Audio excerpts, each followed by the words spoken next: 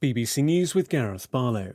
The mayors of Minneapolis and St. Paul have declared a state of emergency and imposed an overnight curfew in the twin US cities after unrest that followed the police shooting of a young black man. Police say Daunte Wright was killed after an officer accidentally pulled her gun instead of her taser. Police in the US state of Tennessee say one person has been killed in a shooting at a high school in the eastern city of Knoxville. Several people were reported to have been injured, including a police officer. The White House says Mexico has placed more security forces on its southern border as part of its efforts to stem the growing number of migrants from Central America crossing the country and reaching the US. The White House Press Secretary Jen Psaki said the objective was to make it more difficult to make the journey. She said Honduras and Guatemala would also reinforce their borders.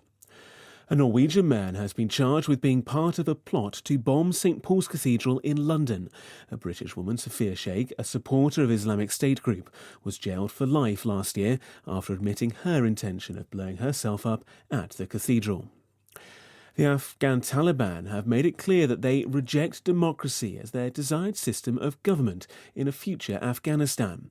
An article published on their English-language website said that because Afghans were Muslims, non-Islamic forms of governance, including both democracy and communism, were unwanted in Afghanistan.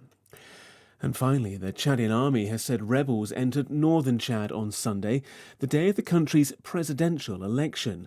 An army spokesperson said that steps had been taken to neutralise the incursion, but the FARC group said that its forces had taken, without resistance, garrisons near Chad's borders, along with Niger and also alongside Libya. Live from the BBC's Broadcasting House in central London, that's the latest World News.